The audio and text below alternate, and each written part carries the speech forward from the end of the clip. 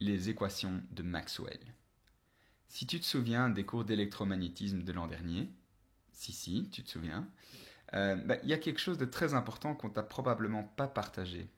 Et ce quelque chose, c'est que tous les phénomènes électromagnétiques peuvent être résumés en 4 simples équations. Et ce résumé en 4 équations, ça a été rassemblé par un certain James Clerk Maxwell, même si c'est pas lui qui a fait l'entièreté des découvertes concernées, hein, mais c'est pour ça qu'on les appelle les équations de Maxwell. Aussi parce qu'il n'y a rien à faire, il a quand même un nom qui claque bien. Donc, personnellement, moi je trouve que c'est une des choses les plus belles en physique. C'est le fait qu'on puisse expliquer en peu de mots, en peu de phénomènes, toute la complexité de l'univers. D'ailleurs, le célèbre physicien et prix Nobel Richard Feynman a dit un jour que quand on étudiera l'histoire dans des milliers d'années, on se souviendra que l'événement marquant, le plus marquant pour l'humanité au XIXe siècle, ce sera d'avoir établi les équations de Maxwell, et que toutes les révolutions, les guerres, les migrations pâliront face à l'importance pour l'humanité d'avoir compris ça. Bon, vous pouvez dire que Feynman lui-même étant physicien, ses centres d'intérêt sont un peu biaisés, mais soit.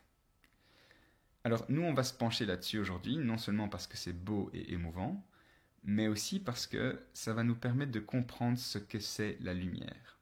Bah oui, en fait, l'électricité, le magnétisme et la lumière, on va voir, ce sont 3 phénomènes parmi tant d'autres, bien expliqués par ces équations-ci.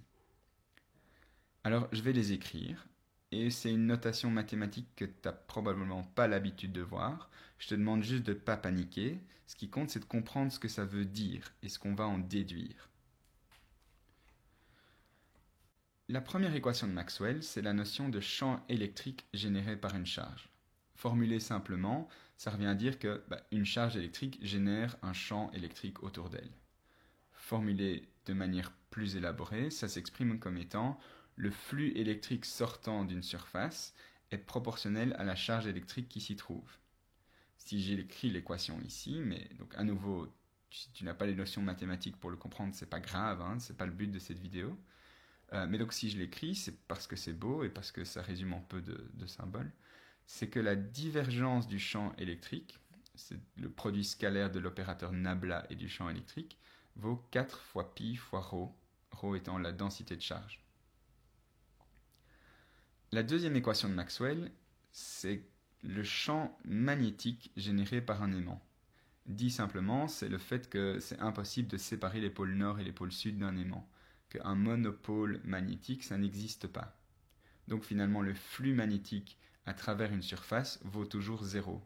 Bah oui, les lignes de champ d'un aimant reviennent toujours sur elles-mêmes. Donc ce qui sort d'une surface revient également.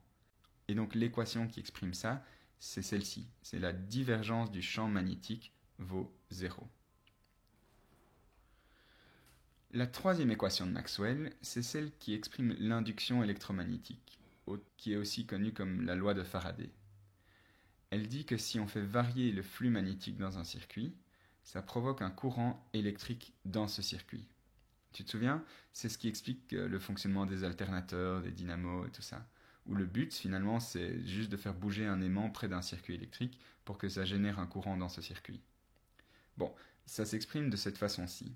C'est le rotationnel du champ électrique, la manière dont le champ électrique tourne, entre guillemets.